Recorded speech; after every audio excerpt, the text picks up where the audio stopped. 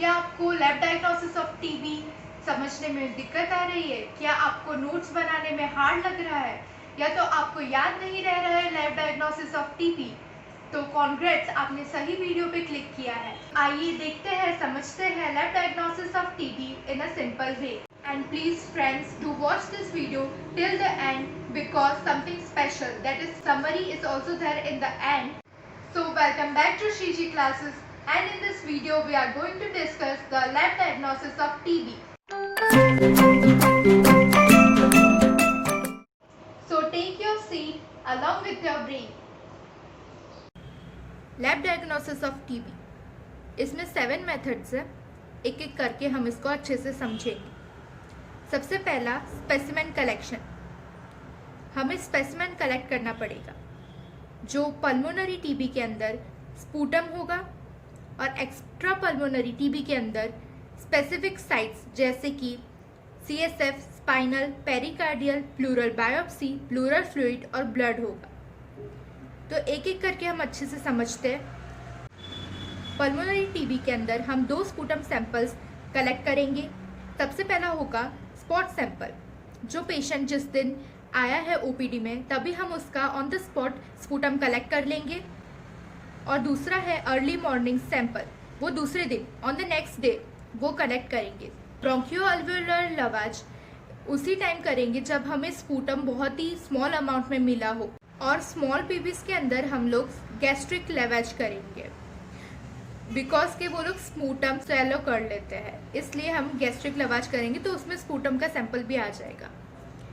अब extra pulmonary tuberculosis, इसके अंदर हम 2 चीज़ करेंगे। Sterile specimens collected aseptically, CSF, spinal, pericardial, pleural biopsy, pleural fluid या तो ब्लड हम कलेक्ट करेंगे। और दूसरा है स्पेसिमेंस कंटेनिंग नॉर्मल फ्लोरा, जिसमें laryngeal swabs, urine sample, stool sample, bronchoalveolar lavage and bronchial secretions are the specimens. दूसरा point है digestion, decontamination and concentration. Digestion क्यों करते हैं? To liquefy the thick pus cells and homogenization. Thick pus liquefy होके तभी हमें TB के bacteria उसके अंदर मिल सकते हैं। अगर थिक पस होगा तो हम कैसे देखेंगे? उसको पहले लिक्विफाई तो करना पड़ेगा ना। फिर सेकेंड है डिकंटामिनेशन, ये नॉर्मल फ्लोरा को इनहिबिट कर देगा, तभी हमें MTB के बैक्टीरिया अलग से दिखने लगेंगे अगर हो गए स्पेसिमेन में तो। Next is concentration, to increase the yield of the sputum. अब इसके अंदर 2 मेथड है। मॉडिफाइड पिट्रोस मेथड, जिसमें 4% NaOH यूज होता है, और दूसरा NaLC, N acetyl L cysteine method along with 2% NaOH। तो NaLC क्या करता है? Liquefies the sputum. NaOH क्या करेगा? It kills the normal flora. Okay, easy है ना। थर्ड पॉइंट है direct microscopy by acid fast staining. इसमें 3 मेथड करने पड़ेंगे। पहला है Ziehl Neelsen stain, that is the ZN stain. दूसरा Kinyoun's cold acid fast stain, और तीसरा फ्लोरोसेंस स्टेन। एक एक करके हम इसको अच्छे से समझते हैं। ज़ील-नेल्सन स्टेन, इसमें आपको माइक्रोस्कोपी पे क्या दिखेगा? आपको पता है कि MTB कैसा दिखता है? तो it is long, slender, beaded, less uniformly stained, red coloured acid fast bacilli. Long, slender, beaded and red coloured acid fast bacilli, ऐसा दिखेगा। Microscopy provides only presumptive diagnosis. Advantages: rapid, easy and cheaper technique. Disadvantages: less sensitive and cannot determine the viability. दूसरा है किन्यून्स cold acid fast stand. तो ये zeal-Nelson से कैसे different है? इसमें हीटिंग नहीं रिक्वायर होती। Phenol concentration in the carbol fuchsin is very high, and duration of carbol fuchsin staining is increased. ठीक है, इसमें 3 ही पॉइंट याद करना है। सबसे पहले तो कोल्ड है, तो हीटिंग इज नॉट रिक्वायर्ड। दूसरा है कार्बोल फिशन पे दोनों, तो कार्बल फिशन में एक में है फिनॉल कंसंट्रेशन इंक्रीज हो जाएगा, दूसरे में ड्यूरेशन इंक्रीज कर देंगे स्टेनिंग का। ठीक है, third one is the fluorescence stain. तो इसके अंदर it uses 0.3% auramine solution, 0.5% acid alcohol and 0.1% KMnO4। Auramine solution 20 minute तक रखेंगे, एसिड अल्कोहल 3 मिनट तक और KMnO4 1 मिनट तक। And bacilli appears brilliant yellow and it is more sensitive than Ziehl Neelsen stain. ये दो पॉइंट तो रह ही गए ज़ील-नेल्सन में, तो हम ये दो देख लेते हैं कि it is difficult to differentiate MTB from the saprophytic bacteria. Saprophytic bacteria से बहुत डिफिकल्ट है एमटीबी को सेपरेट करना या डिफरेंशिएट करना इस मेथड से। और एमटीबी एसिड और अल्कोहल फास्ट है, वेरेस द एम्स मैग्माटिस जो एसिड फास्ट ही है, नॉट अल्कोहल फास्ट। ये पॉइंट है, you can remember this. Fourth, culture methods वो गोल्ड स्टैंडर्ड मेथड मानी जाती है। क्यों? क्योंकि उनकी सेंसिटिविटी माइक्रोस्कोपी से ज़्यादा है, वो वायबिलिटी भी डिफाइन करेगी and DST can be perform. DST का फुल फॉर्म है ड्रग ससेप्टिबिलिटी टेस्टिंग, ये भी परफॉर्म हो सकता है। ठीक है, अगर ये 3 पॉइंट्स लिखते हैं आपका और भी अच्छा होगा पेपर। कल्चर मेथड में आपको 2 मेथड याद करना है, कन्वेंशनल कल्चर मीडिया और दूसरा ऑटोमेटेड कल्चर मीडिया। कन्वेंशनल मतलब ओल्ड कल्चर मीडिया, इसमें based on 2 solid and liquid media. Solid media में LJ medium is most commonly used, और इसमें कौन सा मीडियम है? Kirchner's medium and Middlebrook 7H9 medium. Growth duration, इसमें 6 to 8 वीक्स लग जाते हैं एमटीबी को ग्रो करते करते। Colonies are rough, tough and buff coloured colonies, ये इंपॉर्टेंट है। Next one, automated culture media based on liquid media. Growth duration 3 to 4 week, मतलब इससे तो जल्दी आ रहा है। नेक्स्ट पॉइंट है दे यूज लिक्विड ग्रोथ, मिडलब्रुक 7H9। तो इसमें ये लिक्विड मीडिया है, तो एक लिक्विड का यूज किया मिडलब्रुक 7H9 मीडियम, और उसके साथ में सप्लीमेंट कर दिया OADC एनरिचमेंट ग्रोथ मीडिया और PA and TA antibiotic mixture. OADC for growth enrichment of the MTB and TA antibiotic mixture to inhibit the other organisms present in the specimen. Various automated systems are 3 method है, बैक्टेक MGIT, वर्साटेक और बैक्ट alert. बैक्टेक MGIT में it uses an oxygen sensitive fluorescent compound dissolved in broth। Oxygen sensitive fluorescent compound use करेंगे जो broth में dissolve है। They all detects growth and resistance to the anti tubercular drugs. Next है culture identification. सबसे पहले colonies grow करेंगे LJ media पे, उसके बाद में वो कॉलोनीज को एसिड फास्ट स्टेनिंग करेंगे, और अगर ये पॉजिटिव आता है तो ही हम ये वाले टेस्ट करेंगे, वरना कोई फायदा नहीं है ये टेस्ट करने का, आप तो पैसे वेस्ट कर रहे हो। First, MPT 64 antigen detection by ICT immunochromatographic test, ये स्पेसिफिक है एमटीबी कॉम्प्लेक्स के लिए। दूसरा है बायोकेमिकल टेस्ट जिसमें niacin test, nitrate reduction and pyrazinamidase test जो पॉजिटिव है एमटीबी के लिए। थर्ड है rapid pathogenicity test, M bovis, ये पैथोजेनिक है इससे, बट एमटीबी नहीं है। फिफ्थ, मॉलिक्यूलर मेथड्स, इनको हम एक्सट्रीमली यूजफुल मेथड्स कहते हैं। क्यों? क्योंकि ये कल्चर से तो बहुत ही कम टाइम लेती है और बहुत सेंसिटिव है, and it detects coding for drug resistance, क्योंकि ये जीन ढूंढ सकता है इसलिए कोड कर सकता है ड्रग रेजिस्टेंस अगर कुछ डेवलप हुआ हो तो।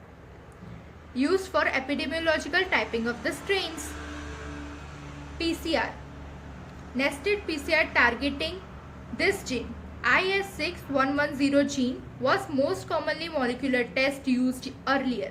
बहुत पहले ये वाला टेस्ट यूज किया जाता था, nested PCR targeting IS6110 gene, ठीक है, ये वाला जीन। उसके बाद में 2 मेथड्स निकली है नए, CB-NAT और LPA। CBNet is cartridge based NA80 and LPA is line probe assay। सबसे पहले हम ये देखेंगे CBNet। Gene Experts is the CBNet system endorsed by WHO। It is a rapid test, 2 से 3 घंटे में रिजल्ट आ जाएगा। Principle based on real time PCR, ये मत भूलना, based on real time PCR। और ये क्या डिटेक्ट करेगा? MTB complex. ऑब्वियसली हम MTB को, ये वाला लैब डायग्नोसिस फॉर MTB है, इसलिए it detects MTB complex DNA जो 88% सेंसिटिव है और 99% स्पेसिफिक है। It detects rifampicin resistance 95% sensitive है और 98% स्पेसिफिक है। और रिफाम्पिसिन रेजिस्टेंस क्यों होता है? क्योंकि mutation in the RPO beta gene, pharmacology पढ़ा है ना। Single use disposable cartridges containing PCR reagents eliminates cross contamination. क्योंकि ये डिस्पोजेबल कैट्रिज है ना, तो फिर हम एक बार डिस्पोज कर देंगे तो फिर क्रॉस कंटामिनेशन के चांसेस बहुत कम हो जाएंगे। GeneXpert as initial test for diagnosis of EPTB by WHO। Extra pulmonary tuberculosis है किसी को, तो जीन एक्सपर्ट सबसे पहला टेस्ट होगा, ये WHO ने कहा है। अब इसके डिसएडवांटेजेस क्या है? It is very expensive and cannot further speciate MTB complex. इसका मतलब है कि MTB की कॉम्प्लेक्स में बहुत सारे स्पीशीज भी आते हैं ना, ये डिटेक्ट नहीं कर पाएगा। फिर हम LPA लाइन प्रोब एसे के बारे में डिस्कस करते हैं थोड़ा। It involves probe based detection of amplified DNA in specimen. ठीक है, ये प्रोब बेस्ड डिटेक्शन करेगा DNA का। और इसके अंदर it uses basic LPA kits and newer LPA kits. Basic LPA kits के अंदर it detect MTB complex and detect resistance to anti tubercular drugs. और newer LPA kits is for the speciation of MTB and for the detection of resistance to the second line anti-tubercular drugs। तो newer LPA kits ज़्यादा new है तो उसमें बहुत advantages तो होगी, तो MTB कॉम्प्लेक्स की स्पीशीज़ को डिफ्रेंशिएट कर सकती है और second line anti tubercular drugs को भी डिटेक्ट कर सकती है उनका रेजिस्टेंस। बट लिमिटेशन क्या है? It can be performed only on positive culture or smear positive clinical specimen। It is the obvious thing because अगर positive culture नहीं है, smear positive नहीं है, तो इतना महंगा क्यों यूज करोगे आप? Kits, Genotype and Enolypa। इसमें सिस्टम है 2, टू इंक्यूबेटर मैनुअल सिस्टम और GT blot automated system. Turn around time 2 to 3 days। अच्छा, वो टेक्निक के लिए टर्न अराउंड टाइम कितना था CBNet टेक्निक के लिए? मुझे कमेंट में जल्दी बताइए, I want to know the answer. Principle, what is the principle? 3, DNA extraction, multiplex PCR amplification and reverse hybridization. ठीक है, ये 3 याद रखना है आपको, इसका प्रिंसिपल है। अगर आप पूरा लिख दोगे, प्रिंसिपल ही नहीं पता है आपको लाइन प्रोब एसे का, सो LPA is useful particularly in the isoniazid monoresistant cases of TB not diagnosed by gene expert। हम इसका particularly यूज करेंगे isoniazid monoresistant cases of TB जो जीन एक्सपर्ट डिटेक्ट नहीं कर पाया। कौन सा? isoniazid monoresistant। अच्छा, इसका रीजन क्या है क्यों जीन एक्सपर्ट इसको डिटेक्ट नहीं कर पाया? क्योंकि जीन एक्सपर्ट सिर्फ RPO रिफाम्पिसिन रेजिस्टेंस से डिटेक्ट कर सकता है ना, और दूसरा तो नहीं कर सकता ना डिटेक्ट, इसलिए। नेक्स्ट हम देखेंगे upcoming methods for TB diagnosis. ये इतना इंपॉर्टेंट नहीं है बट लेकिन आपको ये सब नाम पता होने चाहिए। ठीक है, first, chip based real time PCR। It is the true net. Advantage क्या है? It can be used at the level of primary health centre where gene expert can be used as it needs uninterrupted power supply and air conditioning। Gene expert में बहुत ज़्यादा power supply चाहिए और continuous power supply चाहिए और air conditioning भी चाहिए continuously, जो हम प्राइमरी हेल्थ सेंटर पे नहीं पा सकते। डिसएडवांटेजेस क्या है? ये भी बहुत महंगा है, can further speciate MTB complex and test one sample at one time। Second है TB lamp used as an alternative to smear microscopy for identification। smear microscopy के alternatively हम इसको यूज कर सकते हैं TB lamp को for identification। Third expert ultra, it uses N improved version of the cartridge. जैसे उसके अंदर कार्ट्रिज भी यूज करते हैं, इसके अंदर improved version of the cartridges are use. Improved version मतलब इसमें क्या खास है भाई? इसमें larger chamber for DNA amplification है। सबसे पहले तो चैम्बर लार्ज है डीएनए एम्प्लीफिकेशन का, और दूसरा it contains 2 additional molecular targets to detect TB. ठीक है, 2 additional molecular targets are there to detect the TB. दूसरा है it is more sensitive and specific. तो ये एक अच्छी मेथड है एक्सपर्ट अल्ट्रा। नाम भी अच्छा है, Xpert Ultra. Breath biomarkers, VOCs detection in the breath. VOCs क्या है? Volatile organic compounds. LAM antigen detection, IRISA TB detects interferon gamma from extrapulmonary sites. Automated microscopy and detection. 8th, non-commercial cultures and DST, drug susceptibility testing, useful for the settings which are resource limited. Next है typing of the mycobacteria. Typing of the mycobacteria क्यों useful होगा? क्योंकि epidemiological studies के लिए useful होगा। और इसमें कौन से मेथड्स यूज कर सकते हैं? तो टाइपिंग है तो जस्ट जीन वगैरह कोड करना होगा, तो PCR, RFLP, restrictive fragment length polymorphism, spoligotyping, pulse field gel electrophoresis और डीएनए सीक्वेंसिंग आर यूज्ड। अब स्पोलिगोटाइपिंग क्या है? It is based on detecting polymorphisms in the DR locus. Polymorphism based on DR locus of the TB, ये detect करेगा, हाँ, DR locus को। And it is more useful in strains having no or few copies of IS6110 gene. Okay, अब हम थोड़ा diagnostic algorithm of tuberculosis पे discuss करते हैं। इसमें पहले थोड़ी बहुत टर्मिनोलॉजीज आपको याद करनी पड़ेगी, पहले समझ लो।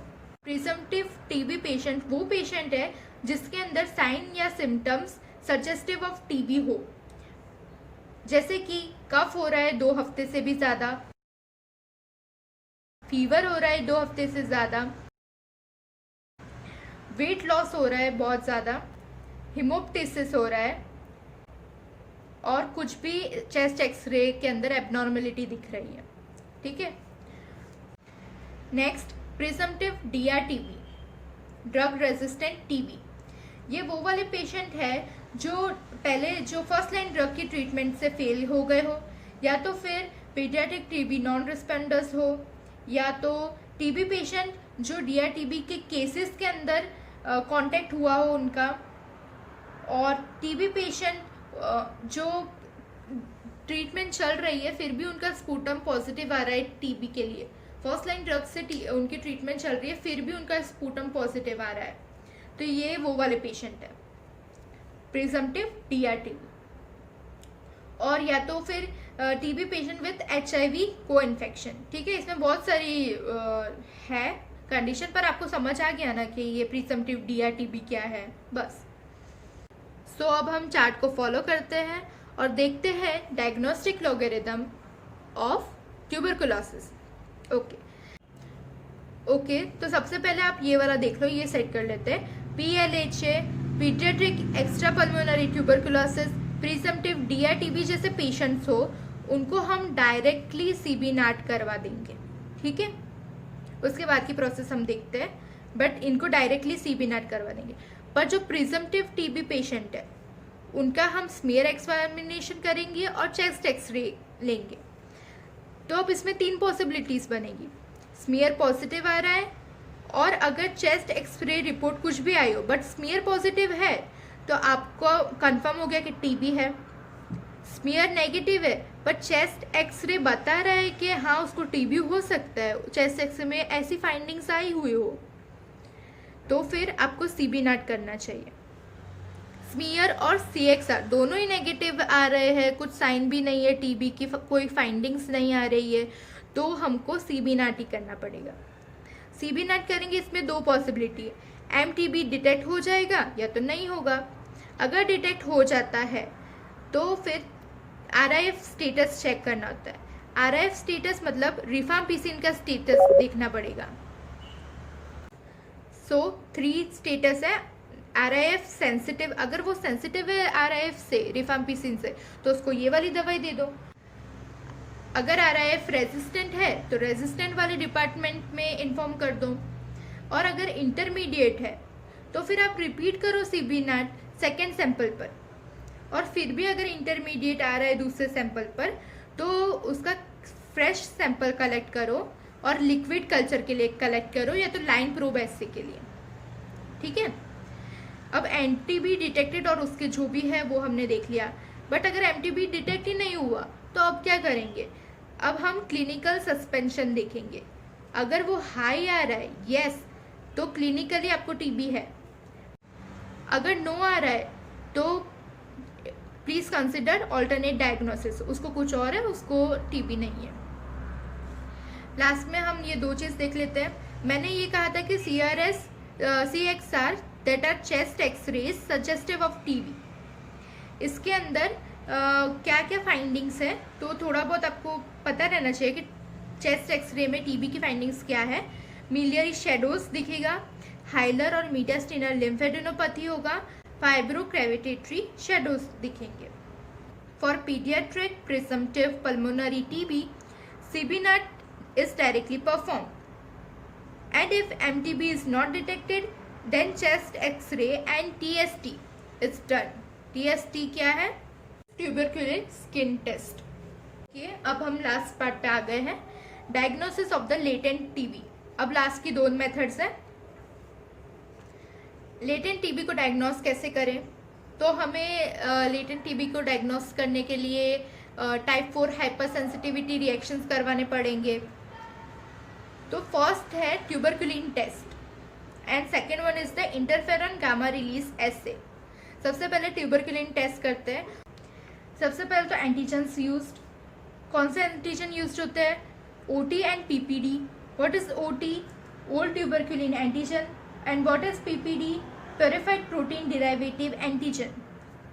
OT ये क्रूड प्रिपरेशन है ट्यूबरक्यूल बैसिलाई का, और PPD है purified preparation of active tuberculoprotein. Procedure क्या है? दो है। नेक्स्ट प्रोसीजर दो है टेस्ट, मॉन्टेक्स टेस्ट और दूसरा Heaf and tine multiple puncture test. Mantoux test वो इम्पॉर्टेंट है, तो वो हम देख लेते हैं। It is most commonly employed method, जिसमें हम 0.1 ml of PPD containing 1 tuberculin unit, जिसके अंदर 0.00002 mg ऑफ PPD होता है, वो इंजेक्ट करेंगे intradermally in the flexure of forearm. ठीक है, ये इंपॉर्टेंट लाइन है, ये पूरा याद करना है आपको। 0.1 ml of PPD containing 1 tuberculin unit is injected intradermally into the flexor of forearm। Okay, फिर हम रीडिंग लेंगे, 2 से 3 दिन बाद हम रीडिंग लेंगे, और हम जिस साइड पे हमने इंजेक्शन दिया था वहाँ पर इंड्यूरेशन होगा surrounded by the erythema. Induration की विड्थ हम चेक करेंगे। अगर ये more than equal to 10 mm है तो it is positive for TB, less than 5 mm है तो फिर नेगेटिव फॉर TB, और 6 to 9 के बीच में है तो डाउटफुल रिएक्शन, तो मतलब फिर से टेस्ट करवा लो। फिर इंटरप्रिटेशन ऑफ द रिजल्ट, हम रिजल्ट का इंटरप्रिटेशन कैसे करेंगे? तो अडल्ट के अंदर positive test only indicates present or past exposure with tubercle bacilli.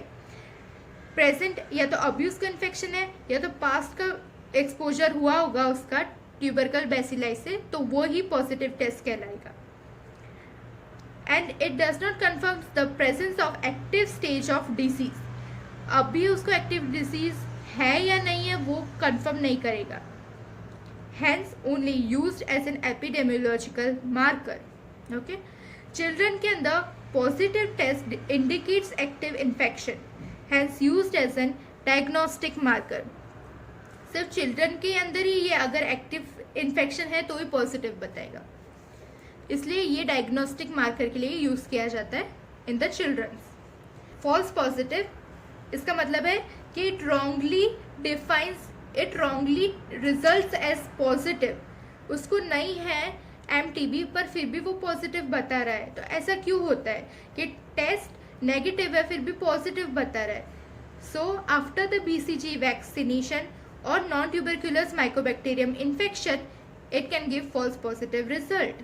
ये दो चीज BCG वैक्सीनेशन के बाद में और नॉन TB इन्फेक्शन के बाद में. फॉल्स नेगेटिव ये अर्ली और एडवांस TB में होता है, मिलियरी TB और डिक्रीज्ड इम्यूनिटी में होता है. 2-step testing. 2-step टेस्टिंग क्या टेक्निक है? तो अडल्ट में tuberculin sensitivity slowly wanes with time and may become negative after some years.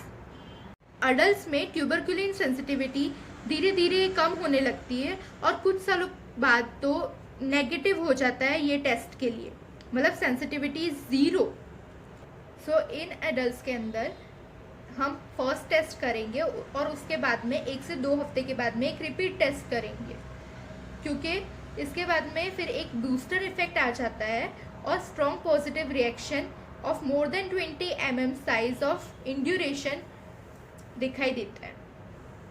ठीक है. और लास्ट टेक्निक है इंटरफेरॉन गामा रिलीज ऐसे IGRA. इसके अंदर हम highly specific MTB antigens use करेंगे. 2 एंटीजन है CFP10 और ES86. Both are coded by RD1 genes. It is an in vitro test. Laboratory में किया जाता है.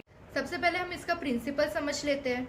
तो प्रिंसिपल है कि हम सबसे पहले सेंसिटाइज T लिम्फोसाइट्स को कलेक्ट करेंगे उन इंडिविजुअल्स में जिनमें ऐसा लग रहा है कि हाँ उनको TB हो सकता है, means they are the suspected individuals.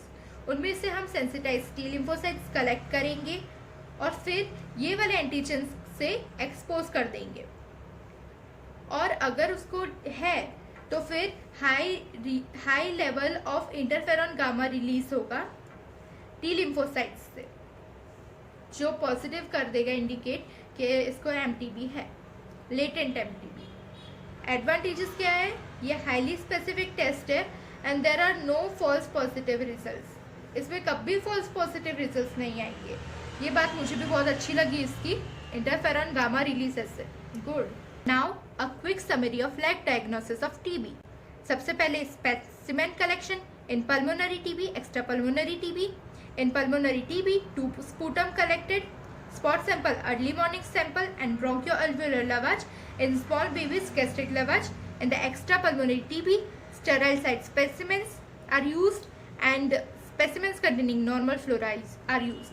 Second, digestion, decontamination and concentration, जिसमें 2 मेथड है, modified Petrof's method 4% NaOH and second NaLC plus 2% NaOH method. Third, direct microscopy by the acid fast staining. 3 method, Ziel-Nansel, Quinon's cold acid fast staining and the fluorescence staining method. So this is important. Long strander beaded less uniformly stained red colored acid fast bacilli. And MTB is acid and alcohol fast, whereas the M. smegmatis is acid fast only and not alcohol fast. The differentiate point you can write, it uses 0.3% oramine, 0.5% acid alcohol and 0.1% KMnO4, and bacilli appears brilliant yellow and it is more sensitive than the Ziel-Nansel. Fourth, culture methods, gold standard method, these 3 points. 2 method or conventional culture method, they are the old method which use solid and liquid media methods. In the solid media, Algae medium. In the liquid media, Kirschner's medium and Middlebrook 7H9 medium. Growth duration 6 to 8 weeks. Colonies rough, tough and buff colored. Automated culture media that uses the liquid media supplemented with OADC and penta antibiotic mixture.